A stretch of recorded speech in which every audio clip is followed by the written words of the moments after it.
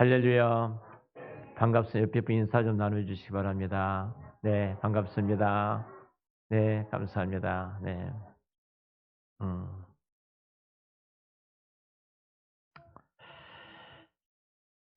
영상 잠깐 하나 볼까요? 우리 아동부를 위해서 한 2분 정도 되는 영상인데요. 네. 우리는 살면서 크고 작은 선택을 하지. 오늘은 선택의 기로에 선 아브라함과 롯에 대한 이야기를 해볼게. 롯은 할아버지와 큰아버지인 아브라함 부부가 갈대아 우르를 떠나올 때 그들과 함께 했어. 할아버지인 데라가 하란에서 죽은 후에도 롯은 아브라함을 따라갔어. 가나안 땅으로, 또 그 땅의 기근이 심해 애굽으로, 다시 애굽을 나와 그들과 함께 남방으로 올라갔어. 아브라함에게 육축과 은금이 풍부했고 롯도 양과 소와 장막이 있었어. 그들의 소유가 많아져 함께 사는데 어려움이 생겼어. 급기야 아브라함의 가축의 목자와 롯의 가축의 목자가 서로 다퉜어. 아브라함이 롯에게 말했어. 우리는 한 골육이라. 나나 너나 내 목자나 내 목자나 서로 다투게 말자. 내 앞에 온 땅이 있지 아니하냐. 나를 떠나라. 네가 왼쪽으로 가면 나는 오른쪽으로 가고, 네가 오른쪽으로 가면 나는 왼쪽으로 가겠다. 롯이 눈을 들어 요단을 보니 소알까지 온 땅에 물이 넉넉했어. 하나님께서 소돔과 고모라를 멸하시기 전이어서 마치 하나님의 동산 같고 애굽 땅처럼 보였어. 그래서 롯이 요단 온 들을 택하고 동으로 옮겼어. 하지만 아브라함은 가나안 땅에 살았어. 반면 롯은 평지 성읍들에 머무르며 그 장막을 옮겨 소돔까지 갔어. 소돔 사람은 악해서 하나님 앞에 큰 죄인이었어. 네, 그러던 어느 여기까지 날 보겠습니다. 롯이 네, 살던 다음에 봐주세요. 어, 돌이 되면 이제 돌잡이를 합니다. 그렇죠? 돌잡이를 하는데 그 돌잡이에 나오는 여러 가지 재료들이 있습니다. 여기 잠깐 보면은 마이크도 있고, 뭐 고테도 있고, 컴퓨터도 있고, 축구공도 있고, 청진기도 있고, 연필도, 붓도, 마패도 있네요. 예전에 이 돌잡이를 할 때는 작은 성경책을 놔두기도 했어요. 요즘은 이 성경책이 빠져 있더라고요. 절대로 목사는 되지 말아라. 뭐 그런 마음인지 잘 모르겠습니다. 사실 청진기를 들면 부모들이 굉장히 기뻐합니다. 박수를 치죠. 아, 돌잡이에서 이놈이 이제 앞으로 커서 의사가 될 것이다. 돈을 집으면은 큰 부자가 될 것이다. 굉장히 좋아합니다. 중요한 것은 부모들이 아이들을 바라보는 그리스도인으로서의 그 인생에 있어서 어떤 가치관을 그 시간에 나타내느냐 중요한 선택의 기로에 있습니다. 이 땅에서 의사가 되고 돈을 많이 벌면 성공한 것입니까? 그것이 여러분들의 가치관인가요? 어, 저희 스승이었던 고 박윤선 목사님께서는 늘 그 채플 시간 때마다 이 말씀을 하셨어요. 그냥 나오면 그 말씀을 하셨습니다. 여러분이 앞으로 전도사로서 어떤 교회를 선택해 갈 때 많은 이력서를 내면은 청빙이 들어올 겁니다. 상빙이 들어올 때 이렇게 선택하셔야 됩니다. 돈을 얼마나 주느냐 그 기준이 만약 많이 주는 것이 있고 작게 주는 것이 있다면 적게 주는 것을 선택해라. 그리고 주지 않는 곳이 있다면은 사례가 없는 곳이 있다면 그곳을 선택해라. 힘들고 어려운 교회가 있는가? 아니면 평탄한 교회가 있는가? 큰 교회가 있는가? 작은 교회가 있는가? 그것을 선택할 때도 반드시 힘들고 어려운 교회를 선택하고 아무도 가지 않을 그 교회를 선택해서 가시기를 바랍니다. 끊임없이 그 말씀을 하셨어요. 사실 이 어르신께서는 끊임없이 우리에게 주셨던 메시지가 하나입니다. 세상 사람들은 성공이라는 기준을 가지고 선택해서 걸어가는데 최소한도 그리스도인들은 하나님께서 기뻐하신 그 길을 선택해서 걸어가야 된다. 이 말씀이시거든요. 음. 사람이 어떤 것을 선택하느냐 이것은요. 그 사람이 어떤 가치관을 갖고 있느냐 이겁니다. 나의 선택이 나의 가치관을 보여주는 거예요. 내가 지금 무엇을 선택하는가? 선택하는 기준을 보면 그 사람이 누구인가를 알 수 있습니다. 우리가 올바른 선택을 한 사람은 올바른 결과를 갖고 오지만, 좋은 결과를 갖고 오지만, 올바르지 않는 선택을 한 사람은 악한 결과를 가져온 것을 우리가 보지 않습니까? 그래서 우리는 선택이라는 기준이 굉장히 중요합니다. 오늘 설교 제목을 그래서 선택, 그리고 권리 포기라는 제목으로 말씀을 나누고자 합니다.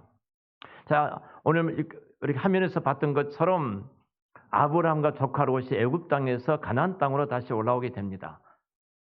예전에 있었던 가나안 땅에 올라오기 때문에 이제는 됐다가 아니라 그 가나안 땅에 올라온 이후에 큰 문제가 발생하게 되어집니다. 새로운 문제가 대두가 되는데 너무 재산이 많아지는 거예요. 아브라함의 재산과 조카 롯의 재산이 많다 보니까 좁은 공간에서 함께 살아가야 되는데 이 분쟁이 시작이 되어진 겁니다. 그곳에는 가나안 사람과 브리스 사람도 있더라고 그런 거예요. 그러니까 원주민들도 함께 살고 있기 때문에 그 좁은 공간에서 많은 가축들을 가지고 살기는 매우 힘들었던 것 같습니다. 사실은 유목민들에게 있어서 중요한 것은 풀이죠. 가축들이 먹을 수 있는 풀들이 참 많아야 되고요. 두 번째로는 반드시 그곳에는 물이 있어야 됩니다. 만약 먼저 간 사람이 물을 다 먹게 되면은 후에 온 사람들은 마실 물이 없는 거예요. 그래서 이것들 때문에 분쟁이 일어날 수밖에 없었습니다. 지금 아브라함이 세 번째 시험이에요. 아브라함이 갈대아 우르를 나왔을 때 첫 번째 시험은 하란에서 머물게 됩니다. 가나안 땅까지 오지 않고 하나님에 머물므로써 첫 번째 시험에서 실패하는 경험을 합니다. 두 번째 시험은 가나안 땅에 기근이 찾아왔을 때 애굽 땅에 하나님께 묻지 않고 내려가는 두 번째 시험을 당합니다. 거기에서 실패하는 경험을 합니다. 그리고 그 이후에 세 번째 시험이 바로 가나안 땅에 올라와서 많은 재산 때문에 다툼이 일어났을 때 이 시험의 문제를 아브라함이 어떻게 통과했는가, 이 싸움을 어떻게 이겨나갔는가, 다툼이 있을 때 이 문제를 어떻게 해결했는가 하는 부분을 볼 수가 있는데요. 사실은 아브라함은 조카 롯의 연장자 아닙니까? 삼촌이고 연장자입니다. 어찌 보면 30년 동안 조카 롯과 함께 했기 때문에 어찌 아버지 이상으로 롯은 그 삼촌을 통해 큰 복을 얻었던 사람이 이 조카 롯이에요. 그러니까 문제가 있을 때 당연하게 내 권리는 어떤 권리예요? 내가 먼저 선택한 것이 권리이죠. 권리예요. 근데 아브라함은 그 권리를 포기하고 조카 롯에게 모든 권리를 양도합니다. 너가 좌하면 나는 우할 것이고 너가 우하면 나는 좌할 것이다. 이 권리를 포기해요. 자, 이 권리를 포기한 이후에 조카 롯은 소돔이라는 곳을 소돔을 바라보게 됐고 소돔에 들어가고 소돔 안에 살다가 마지막 어떤 결과를 가져왔는가? 이 두 사람의 선택의 결과를 성경은 이렇게 말합니다. 아브라함은 상상도 할 수 없는 큰 땅을 얻게 되었다. 아브라함이 바라보는 모든 땅, 아브라함이 걸어간 모든 땅을 하나님께서 동서남북의 모든 땅을 아브라함에게 주었습니다. 그런데 조카 롯이 선택했던 소돔은 결국은 모든 재산을 잃어버리고 그는 몸만 빠져나오는 아주 불행한 자가 됩니다. 그리고 그의 아내는 소금 기둥이 되는 비참한 최후를 맞이하게 된 것을 보게 됩니다. 여러분 내 선택이 어떤 결과를 가져오느냐는 거예요. 내 올바른 선택의 최종 어떤 결과를 내게 주어지는가. 한 사람의 선택이 가져왔던 그 가족과 그 공동체에 미치는 영향은 매우 크게 될 것입니다. 먼저 우리가 다툼이 일어난 원인들을 먼저 살펴보고자 합니다. 아브라함과 조카 롯이 비좁은 장소입니다. 가나안 사람과 브리스 사람들이 함께 거주하기 때문에 좀 전에 말씀드렸던 것처럼 물을 마셔버리면 다른 사람들이 다른 공동체가 물을 먹을 수가 없는 거예요. 물을 구할 수 없어요. 치명적인 겁니다. 이것 때문에 심각한 문제가 일어나게 되고 싸움이 일어나게 됩니다. 한번 생각해 보십시오. 이 작은 공간 안에 믿는 사람과 믿지 않는 사람들이 함께 살아갑니다. 그리고 믿는 사람과 믿지 않는 사람들이 작은 공간에서 함께 장사한다고 생각을 해 보십시다. 자, 공간이 좁다 보니까 여러분 화장실 사용도 불편하고 뿐만 아니라 주차 문제도 심각하고 더 나아가서 내가 이 물건을 어떻게 쌓아놓을 것인가 이런 문제가 심각하게 대두가 됩니다. 자, 그런데 이 문제 때문에 신앙을 갖고 있는 사람끼리 다툼이 일어나게 됩니다. 같은 교회 다니는 사람끼리 이 문제 때문에 다툼이 일어나게 되어졌어요. 이것을 안 믿는 사람들이 보고 있다는 겁니다. 여러분, 하나님을 모르는 사람들은 그래도 신앙을 갖고 있는 사람이 좀 나으리라고 생각을 해요. 그래서 그들은 이렇게 말합니다. 왜 예수 믿는 사람이 그래? 이 말한 것은 세상 사람들 이럴지라도 예수 믿는 사람만큼은 그러지 않기를 바랬는데 당신이 예수를 믿는다고 말을 하면서도 그렇게 행동한 것은 우리처럼 행동한 것은 잘못된 것이잖아. 예수 믿는 사람은 그렇게 해서는 안 되는데 그 말이거든요. 그런데 보십시오. 이 믿는 사람들끼리 아웅다웅 싸우다 보니까 결국은 그들이 어떤 생각을 하겠습니까? 예수 믿는 사람들 별 볼 일 없네. 결국은 우리를 더 우습게 보는 이유가 서로가 양보하지 못하고 싸운 것 때문에 일어나는 모습을 보게 되어져요. 여기서 아브라함의 목자하고 롯의 목자가 다투었다는 것은 단순히 몸싸움만 일어난 것이 아닙니다. 이것은 톱뉴스로 나올 수밖에 없는 큰 싸움들이 그들 가운데 벌어졌다는 거예요. 당연한 이유가 있겠죠. 장소가 좁은 이유입니까? 아니면 저들이 우발적으로 어떤 사고가 일어난 것입니까? 이 싸움은 장소가 좁은 것도 우발적인 사고도 아니고요. 가장 중요한 가치관의 싸움입니다. 가치관의 싸움.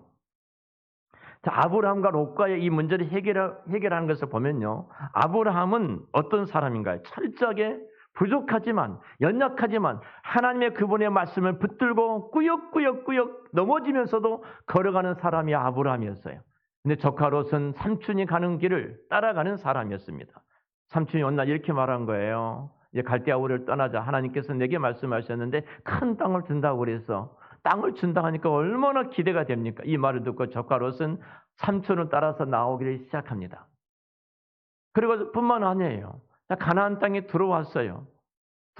들어왔는데 보니까 별 볼 일 없는 거예요. 최소한 이곳까지 왔다면 하나님께서 약속하신 땅으로 삼촌이 큰 땅을 준다고 해서 따라왔다면 그냥 형통해야 될 텐데 기근이 찾아와서 살 수가 없게 되어지니까 애굽 땅으로 내려가잖아요. 애굽 땅으로 내려가는 것은 롯의 입장에서는 굉장히 잘한 선택이었습니다. 그래, 맞아.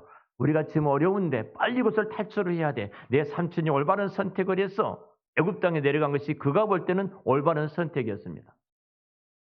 애굽 땅에서 어떻든 간에 삼촌이 또 큰 부를 얻습니다. 다시 가나안 땅으로 올라간다는 겁니다. 롯이 생각할 때는 애굽이 너무 좋거든요. 너무 좋아요. 근데 가나안 땅으로 또 올라간다는 거예요. 어쩔 수 없이 따라왔습니다. 그러니까 지금 롯의 입장에서 항상 그 기준이 실용주의예요. 실용주의. 이 상황과 이 형편에 따라서 내가 갖고 있는 부를 어떻게 얻을 것인가? 어떻게 하면 좀 더 잘 살 것인가? 어떻게 하면 더 많은 것을 내가 소유할 것인가? 이것이 지금 조카 롯이 가지고 있었던 기준입니다. 아브라함은 하나님의 말씀이 전부였다면 조카 롯은 그 말씀이 전부가 아니에요. 삼촌 때문에 내가 많은 은혜를 입었지만 아브라함은 그 삼촌 때문에 내가 아브라함 삼촌 때문에 복을 받았지만 항상 삼촌이 행동하는 그 모습을 바라볼 때 삼촌은 비현실적인 사람으로 비춰질 수밖에 없는 거예요. 여러분, 세상 사람들 우리를 바라볼 때 비현실적입니다. 주일날 장사하지 않고 문을 닫고 교회에 온다는 것은 세상 사람들이 바라볼 때는요 얼마나 비현실적인지 모릅니다. 바보 같은 사람들이 행동하는 모습들이 아닙니까? 주일날 공부하지 않고 학원에 가서 공부하지 않고 하나님 앞에 나와서 예배를 드리고 교회 생활한다는 것이 학생들에게 있어서는 얼마나 어리석은 일인지 모릅니다. 대단히 비현실적으로 보여요. 지금 조카 롯이 삼촌을 바라볼 때 그 모습으로 보이거든요. 자, 이제는 문제가 생겼습니다. 이런 문제가 생겼을 때 그들이 이제는 어떻게 행동하는가입니다. 성경은 7절에 이렇게 말을 합니다. 그러므로 아브라함의 가축의 목자와 롯의 가축의 목자가 서로 다투고 또 가나안 사람과 브리스 사람도 그 땅에 거주하더라. 아주 중요한 말을 합니다. 왜 아브라함의 종들과 롯의 종이 조카 롯의 종들이 함께 다투었다면 끝나는데 뒤에 그곳에는 누가 있었냐면은 가나안 사람과 브리스 사람들이 있었다. 이 말씀을 성경은 첨가하고 있거든요. 다시 말씀하면은 하나님을 섬겼던 아브라함과 조카 롯이 있었던 그 장소에 세상에 그리스도 밖에 있는 세상의 사람들, 예수를 알지 못하고 하나님을 섬기지 않는 사람들이 그곳에 함께 거주하고 있었더라. 이 말입니다. 자, 이 원주민들은 한번 생각을 해보세요. 여러분들이 어느 시골의 마을에 딱 살려 들어간다면은 시골에 있는 모든 마을 사람들은 두 눈을 부릅뜨고 저놈이 누구인가 예의주시하지 않습니까? 그리고 텃세를 합니다. 분명히 그랬을 겁니다. 아브라함과 조카 롯이 가나안 땅에 다시 들어갔을 때 그 원주민들은 두 눈을 부릅뜨고 예의주시합니다. 저놈들이 어떤 놈들이지? 어디서 와서 이곳에 산다고 지금 이곳에 들어와 있지? 이렇게 예의주시하고 바라봤을 겁니다. 근데 저들이 하는 일을 보는 거예요. 여호와라는 하나님의 이름을 부르면서 제단을 쌓고 제사를 드리는 그 모습을 보게 됩니다. 아, 저들이 신이 하나님 여호와이신가 보구나. 저들은 여호와를 섬기는 사람인가 보구나. 자, 어떤 사람이 장사로 들어갔는데 그 장사는 그 가게에 목사님과 교인들이 가서 예배를 드린 것을 보고 그 주변에는 예수 믿지 않는 사람들이 바라볼 때 아, 저 집은 예수 믿는 사람이 장사를 하고 있구나. 이렇게 생각하는 거예요, 지금. 예의주시하고 보는 거예요. 근데 점점 부자가 되는 거예요. 점점 부자가 되다 보니까 가나안 족속들이 그것을 보면서 아, 그들이 섬기는 여호와께서, 그들을 섬기는 하나님께서 저들에게 복 주시는 하나님이시구나. 이렇게 바라보고 있었어요. 이렇게 바라보고 있었는데 근데 갑자기 둘이 싸우는 거예요. 삼촌과 조카가 서로 그 종들이 다투고 싸우는 모습을 보면서 이상한 족속들이네. 여러분, 지금 우리들의 모습이 그러지 않습니까? 왜 예수 믿는 우리들이 세상에서 손가락질을 당합니까? 왜 비웃음을 당합니까? 우리가 주변의 사람들이 가게를 오픈할 때 가서 예배를 드리면서 하나님을 이 가게의 주인 되심을 고백하고 예배를 드렸습니다. 그런데 주변에 예수 믿지 않는 사람들이 예의주시하면서 봅니다. 저들이 예배드리는 신이 하나님인가 본데 하나님이 어떻게 저들과 함께 하신가 보자. 근데 복을 주셨어요. 복을 주시는데 갑자기 예수 믿는 사람들끼리 박터지게 싸우는 거예요. 자, 이 모습을 볼 때 어떻게 보겠어요? 지금 그 모습이라는 겁니다, 지금. 자, 아브라함이 이런 상황에 직면하니까 얼마나 당황했겠습니까? 하나님의 영광을 가리고 여호와 하나님의 이름이 그 땅에서 이렇게 비참하게 욕을 먹는 모습들을 보면서 아브라함은 바라봅니다. 어떻게 할 것인가? 선택을 하는 거예요. 그리고 그가 애굽에서 실패했을 때를 바라봅니다. 애굽에 실패했을 때 내가 얼마나 크게 하나님께 영광을 가리웠는가. 세상이 믿지 않는 여호와를 알지 못한 바로왕한테 하나님의 이름을 들먹이면서 내가 책망을 듣고 쫓겨나다시피 했던 그 모습들을 아브라함은 생각해 봤을 것입니다. 그리고 아브라함은 과감하게 내려놓습니다. 그것이 8절과 9절입니다.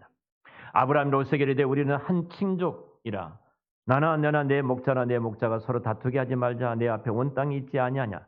나를 떠나라. 내가 좌하면 나는 우하고 너가 우하면 나는 좌하리라. 모든 권리를 포기합니다. 다 내려놓습니다.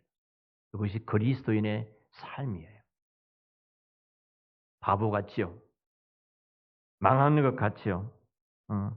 근데 오늘 저와 여러분들을 비롯해서 모든 그리스도인들은 그러지를 못합니다. 어찌 보면 세상 사람보다 더 크게 권리를 주장한지도 모릅니다. 세상 사람들이 보든 말든 부정을 손쉽게 하고 있는 모습들을 보게 됩니다. 전도할 때 보면 내가 예수 믿는 어떤 사람한테 당했는데 내가 그 상처가 얼마나 큰데 나보고 교회 나가라고 이런 말을 종종 듣지 않습니까? 저희 노예 다윗교회 이승근 목사님, 합신에서 강의하시는 목사님이신데요. 이승근 목사님이 교회를 건축할 때 치명적인 상처가 남았어요. 그 상처가 이 건축하신 분이 장로님이셨습니다. 이 장로님한테 사기를 당하신 거예요. 사기를 당하셔서 너무 큰 고통을 받으시고 이 목사님이 하신 말씀이 이렇게 말했어요. 내가 다음에 건축할 때는 스님한테 맡기겠다.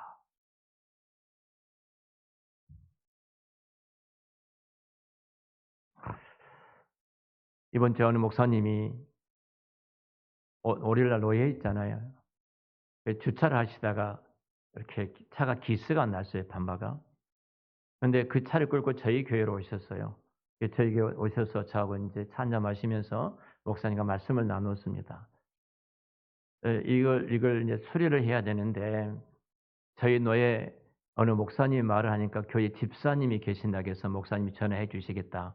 그래서 그곳에 가서 수리하라 그랬다고 그래요. 그곳에 가서 견적을 뺐는데 40만 원을 달라고 그랬다고 그래요. 자기가 집이 광주이신데 광주 가다가 그 한쪽에서 수리하는 곳이 있어서 그곳에 갔더니 30만 원을 달라고 했다고 그래요. 아니 나한테 화를 내는 거예요. 목사님이 집사한테 전화해서 수리해 달라고 했다면 거기서 30만 원인데 30만 원 해 주셔야지. 집사가. 제가 방해고업사에 전화를 해서 이분은 불교에 다니신 분이에요. 절에 다니신 분이에요. 제 전도 대상자예요. 안부장이. 제가 안부장 전화했습니다. 그 전문 공급사 아닙니까? 전화했어요. 안부장님 보험 처리하면 80만 원입니다. 그래서 최소한 50만 원은 주셔야 합니다. 저희 가게에서는. 근데 30만 원까지 해드리겠습니다. 그러신 거예요. 그럼 불로 다 굽잖아요. 제가 안부장님 목사가 뭔 돈이 있겠습니까? 잘해주세요. 그리고 목사님 보냈어요. 저한테 전화가 왔어요. 20만 원에 해주시겠습니다.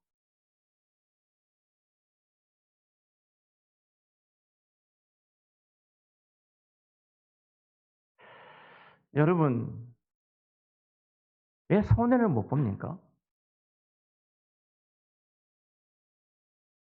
왜 손해를 못 봐요?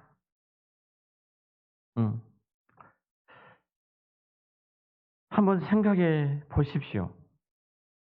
다툼의 원인이 어디에 있는가? 이런 말을 너무나 우리 주변에서 많이 듭니다. 너무나 많이 들어요.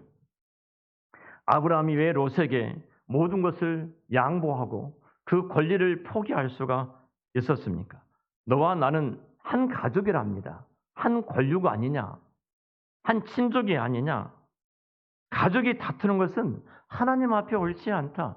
세상 사람들이 다 보고 있는데 얼마나 이것이 부끄러운 일이냐? 우리는 영원한 가족이 아니냐?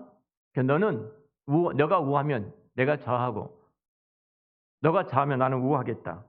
고린도서 10장 31절에 있는 말씀처럼 그러니 너희가 먹든지 마시든지 무엇을 하든지 하나님의 영광을 위해서 하리라.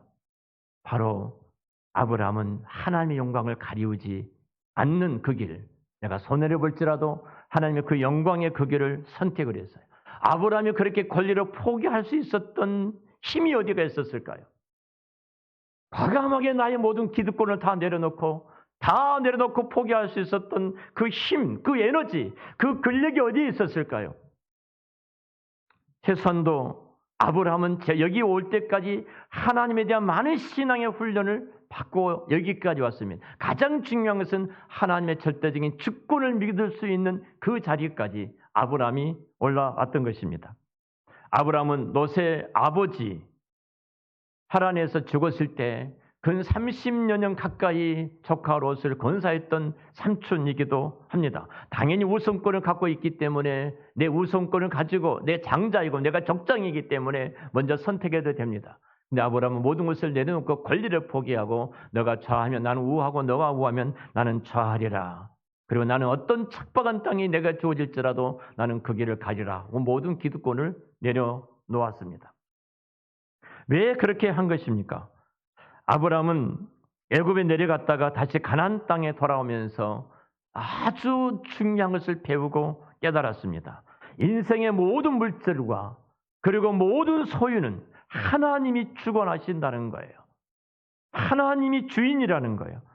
사례를 여동생이라고 속여가지고 목숨 유지하려고 목숨을 부지하려고 했던 그였지만 여러분, 인간적으로 내가 장깨를 가지고 무엇을 물질적인 소유를 얻기 위해서 장깨를 가지고 그 장깨 때문에 물질의 소유, 내가 부가 축적되는 것이 아니라 하나님이 은혜를 주셔야 된다는 사실을 아브라함은 깨닫게 되어집니다. 시험으로 인해서 실패가 반드시 나쁜 결과를 가져온 것은 아닙니다. 어떤 사람은 시험을 당할 때 넘어지게 되면 자신을 저악하고 절망하고 원망한 사람이 있는가 반면에 아브라함은 이 시험을 통해서 깨닫게 되고 배우게 되어집니다. 그리고 하나님이 주인이시라는 것을 알게 되어집니다. 그리고 모든 것을 하나님의 손 위에 올려드리고 하나님의 주권을 믿는 그 신앙의 자리에 아브라함은 올라가게 되어집니다. 아브라함과 조카 롯이 다투고 싸울 때 그 주변에 거주하는 사람들이 뭐라고 하겠습니까? 뭐라고 하나님의 영광을 가리우고 복음의 빛을 가리우고 예수 믿는 사람들이 손가락질 당할 수밖에 없는 그런 자리에 갈 때에 여러분 생각해 보세요. 얼마나 부끄러운 일입니까? 얼마나 아픈 일이에요. 우리는 너무나 다투고 싸우는 일에 익숙합니다. 어렸을 때 부모가 싸우는 것을 종종 봤습니다. 그리고 엄마가 돈 말할 때 아빠가 돈 없다고 그렇게 말하면서 또 아빠를 무시하는 그 모습을 자녀들이 종종 봤습니다. 그리고 동네에서 싸우는 현장들을 종종 목격하고 국회가 열리기만 하면 국회의원들이 싸우는 것을 늘 보게 됩니다. 그리고 우리 주변에서 이런 다투고 싸우는 모습을 너무 봤기 때문에 싸운다는 것은 아주 자연스럽다고 생각을 합니다. 그렇다면 우리는 어떻게 다투지 않고 승리를 거둘 수 있을까요? 바로 9절입니다. 내 앞에 온 땅이 있지 아니하냐? 나를 떠나라. 내가 좌하면 나는 우하고 너가 우하면 나는 좌하리라. 모든 권리를 내려놓습니다. 모든 선택권을 조카 아브라함에게 다 내어줍니다. 여러분, 많은 사람들이 예수를 믿으면서도 내 권리를 끝까지 내려놓지 않고 싸우는 사람들을 종종 보게 됩니다. 가정에서도 마찬가지예요. 부부 간에도 마찬가지입니다. 서로가 당신의 권리를 갖고 그 권리를 주장하고 그 권리를 내세우면서 부부가 싸우지 않습니까? 우리 애들도 마찬가지예요. 나를 낳아놨으면 아빠가 책임을 져야지. 엄마가 책임을 져야 되지. 나한테 이렇게 할 수 있어? 그 권리를 이야기합니다. 자녀의 권리를 이야기합니다. 부모는 부모의 권리를 말을 합니다. 그러나 그 권리를 다 내려놓고 아빠 말씀이 제 권리는 이것입니다. 그러나 제 권리를 내려놓고 아빠 말씀대로 제가 순종하겠습니다. 당신의 말대로 내가 순종하고 따르겠습니다. 왜 권리를 포기하지 못하죠? 딱 하나입니다. 우리는 하나님을 믿지 않습니다. 이 상황과 이 환경과 이 형편과 이것을 허락하신 이 현장을 허락하시는 하나님을 내가 믿지 않기 때문에 두 번째로 하나님은 이 환경과 상황을 모르고 계신다고 내가 그 하나님을 믿지 않기에 하나님 모르고 계신다는 겁니다. 그리고 하나님을 기뻐하신 일을 선택하면은 하나님께서 내 인생을 책임져 주실 거야. 이 하나님을 믿지 못하기 때문에 우리는 내가 갖고 있는 모든 권리와 그 힘을 가지고 그 자리를 차지하려고 싸우는 것이 오늘 우리가 살아가는 이 땅에 모든 사람들의 싸움이 아닙니까?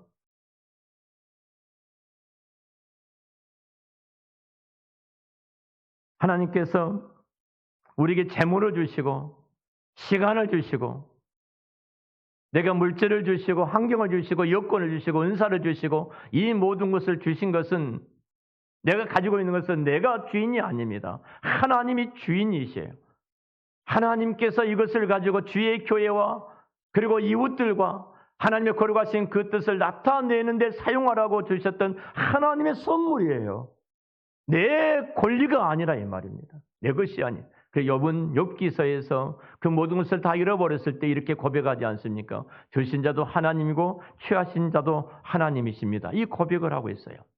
우리 중요한 것은 권리 포기입니다. 이 권리 포기가 말은 쉽지만 행동은 참 어렵습니다. 첫 번째 어려운 것은 자존심이 상하는 겁니다. 이게 자존심이 약하고 약한 사람일수록 권리를 포기하기가 무지무지하게 어렵습니다. 아무것도 아닌 것 같고 버금을 내면서 싸우려고 달려듭니다. 내가 살아있어서 그래요. 두 번째로 권리 포기하기 어려운 것은 손해가 따라오는 겁니다. 시간적인 손해가 있고 물질적인 손해가 있고 내가 갖고 있는 모든 것을 손해볼 수밖에 없습니다. 그런데 분명한 것은 그리스도 안에서 포기하면, 예수 그리스도 이름으로 그것을 포기하면 하나님께서 함께 하시고 은혜를 베푸시고 우리 인생을 책임져 주실 줄로 믿습니다. 이것이 성경의 전 역사가 아닙니까? 그들은 바보처럼 포기했습니다. 이삭도 블레셋에 내려갔을 때 우물을 파기만 하면 빼앗기고 또 빼앗기고 또 빼앗깁니다. 그럼 나중에 결국에는 아비멜렉과 블레셋 아비멜렉과 장군이 찾아와서 무릎을 꿇고 당신을 보니까 살아계신 하나님은 살아계신다. 우리를 용서해달라. 우리를 축복해달라. 그들은 두려워 떨면서 아브라함 이삭 앞에 무릎을 꿇지 않습니까? 내 권리를 포기하는 것이 망한 것 같지만 하나님이 살아계신 것을 증명하는 현장이 되어지고 하나님 반드시 축복해 주시는 그 은혜가 있게 될 줄로 믿습니다. 내가 5시에 퇴근하는데 사장이 1시간만 더 해달라. 내 권리는 5시에 퇴근하는 거예요. 자원해서 말하지 못합니까? 사장님 지금 바쁜데 제가 더 근무하겠습니다. 괜찮습니다. 이렇게 하지 못합니까? 왜 예수 믿는 사람들이 그런 자리까지 내려가지 못합니까? 내 작은 권리 하나 붙잡기 위해서 우리가 얼마나 싸우고 있는지 모릅니다. 그런데 결국은 권리를 포기할 때 하나님이 살아계셔서 우리 인생 가운데 역사하신 그 하나님을 만나게 될 줄로 믿습니다. 내가 왜 그것을 해? 내가 왜 그 일을 해야 돼? 가 아닙니다. 하나님이 복 주시려고 그 일을 하도록 하신 줄로 믿습니다. 하나님 그렇게 일하셔요. 바로 아브라함이 그럴 수 있었던 것은 애굽에서 그 하나님을 경험했습니다. 애굽에서 그 하나님을 체험했습니다. 나는 부족하고 나는 실수하지만 하나님은 약속을 지키시는 하나님. 나는 지킬 수 없는 내 아내, 내가 내 아내를 빼앗기고 가장 신이라고 할 정도로 강력한 힘을 갖고 있는 바로 왕의 품속에 들어갔던 내 아내를 내가 어떻게 다시 찾아올 수 있어요? 하나님이 그날 밤에 찾아가서 선한문 대신즉 바로가 손발을 다 들고 항복하면서 빨리 그 아내를 데리고 가라고 말하지 않습니까? 바로 왕을 주관하시는 하나님, 그 하나님을 아브라함은 만났습니다. 그 하나님께서 나의 공급자시고 나의 필요를 채워주시고 나의 쓸 것을 채워주시는 하나님이다. 바로 하나님을 만나고 체험한 그 아브라함은 바로 내가 우하면 나는 저할 것이고 내가 저하면 나는 우하리라. 모든 것을 다 내려놓을 수가 있었습니다. 여러분 아브라함이 체험한 이 하나님을 믿으시기를 바랍니다. 오늘도 약속에 신실하신 하나님이 우리와 함께 하십니다. 홋카이도를 배경으로 한 책이 나왔습니다. 여러분들이 읽으신 분도 계실 것입니다. 미우라 아야코가 썼던 빙점이라는 책입니다. 나는 과연 용서할 수 있는가? 큰 주제가 그것입니다. 저도 20대에 이 책을 읽고 많은 눈물을 흘렸습니다. 미우라 아야코가 한 홋카이도의 작은 곳에 자기 고향에 그곳에 이렇게 작은 마켓을 하나 했습니다. 마켓을 하는데 얼마나 친절하게 손님들에게 잘하든지 손님들이 끊어지지 않을 정도로 수많은 손님들이 찾아오기를 시작한 겁니다. 그래서 이 아야코가 주변의 상점들은 주변의 가게들은 너무 어려워지는 거예요. 손님들이 다 우리 가게로 몰려오기 때문에. 그래서 기도하는 가운데 그의 마음에 큰 감동을 주었습니다. 같이 살아야지. 같이 먹고 살아야지. 그리고 물건이 떨어지면 손님이 물건을 더 구매하지 않습니다. 그래서 손님이 찾아 그 물건을 찾으면 저의 가게는 물건이 떨어졌습니다. 옆 가게 가면 그 물건이 있습니다. 그리고 사람들을 보내기를 시작합니다. 그리고 주변에 그 손님들이 흩어지기 시작하니까 내 가게에 손님들이 줄어들어요. 그러다 보니까 시간이 남은 겁니다. 시간이 나면서 기도한 가운데 그가 펜을 들고 남은 시간에 글을 쓰기를 시작합니다. 그리고 위대한 책이 나왔습니다. 빙점이라는 책이. 전 세계 기독교 국가는 대부분 이 책이 번역이 되어져서 우리 한국에도 번역돼서 굉장히 많은 감동을 주지를 않았습니까? 그리스도의 삶이 무엇입니까? 박터지게 싸워서 흔적도 없이 다 빨아들여야 됩니까? 큰 교회는 작은 교회에 빨대를 꽂아 놓고 빨아들여야 됩니까?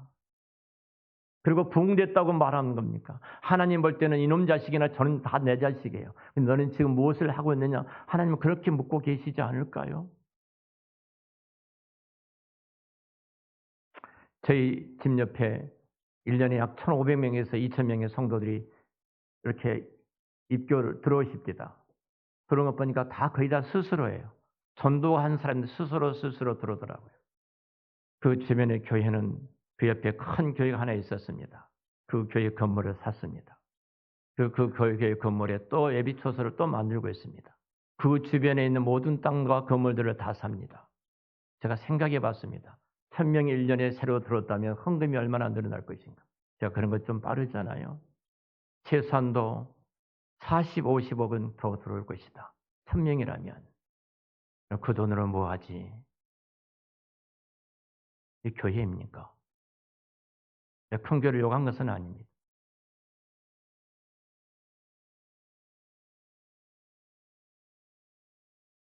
제가 존경하는 이찬수 목사님께서 저희 노예다 새 교회를 개척하셨습니다.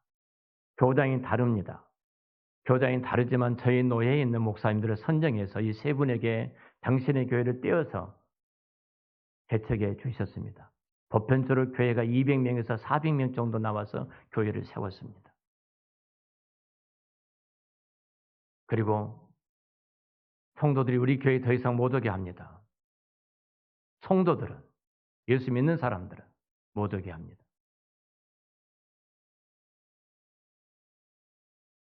이찬수 목사님께서 얼마만큼 우리에게 큰 감동을 주고 교회 앞에 감동을 준지 모릅니다. 여러분, 우리가 한번 생각해 봐야 됩니다. 우리는 결단해야 합니다. 포기할 수 없습니까? 나눌 수 없습니까? 하나님을 아버지라고 고백하고 그분은 천지와 만물을 창조하신 전능하신 하나님이라고 고백하면서 우리는 내 것과 내 권리를 과감히 예수 그리스도 그 이름을 위해서 내려놓지를 못합니까?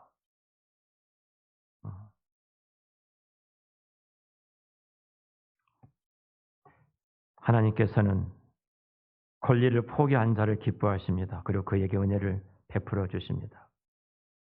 역대상 29장 11절 12절 말씀 읽고 마치겠습니다. 제가 표준 새 번역으로 읽겠습니다. 주님, 위대함과 능력과 영광과 승리와 존귀가 모두 주의 것입니다. 하늘과 땅에 있는 모든 것이 다 주의 것입니다. 그리고 이 나라도 주의 것입니다.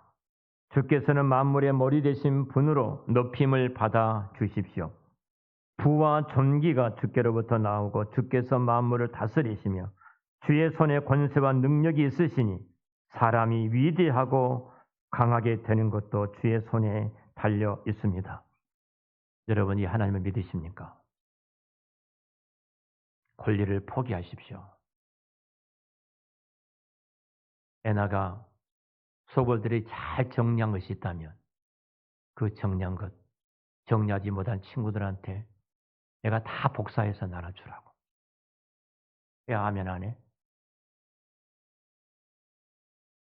나눠주라. 내가 1등 해야 되는데 그놈이 내가 복사 있고 1등하면 어떡해? 하나님이 너를 높이신다. 하나님은 살아계십니다.